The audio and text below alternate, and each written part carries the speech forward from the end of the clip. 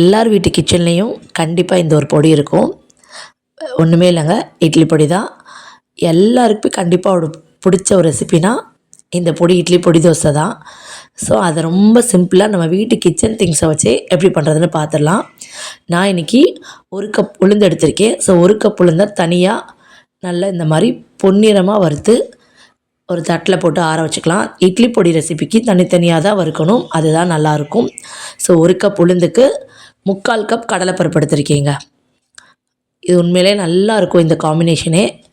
So இதையும் தனியாக roast பண்ணி எடுத்துகிட்டு இப்போது ஒரு 1/4 கப் கண்டிப்பாக எள்ளு சேர்த்துக்கோங்க. அது வெள்ளை எள் கருப்பு எள் எதனாலும் இருக்கலாம், ரொம்பவே நல்லது தான்.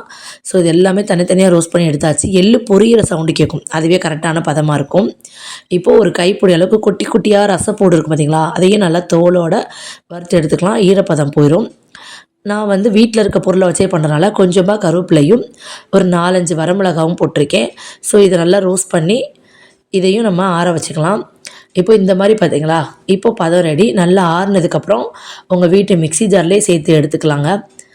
ரொம்பவே ஒரு 10 நிமிஷத்தில் நீங்கள் செஞ்சிடலாம். டக்குன்னு இட்லி பொடி வீட்டுக்கு உங்கள் பசங்க டக்குன்னு பொடி தோசை கேட்குறாங்களா, ஒரு 10 நிமிஷம் போதுங்க. டக்குன்னு ரோஸ்ட் பண்ணி எடுத்துட்டா போதும். இது கூடவே பெருங்காயத்தூள் உப்பு போட்டு நல்லா அரைச்சி எடுத்துட்டா இட்லி பொடி ரெடிங்க. இதை நீங்கள் தோசையோட இட்லியோட இட்லி பொடி எப்படி வேணால் சாப்பிடலாம், சூப்பராக இருக்கும்.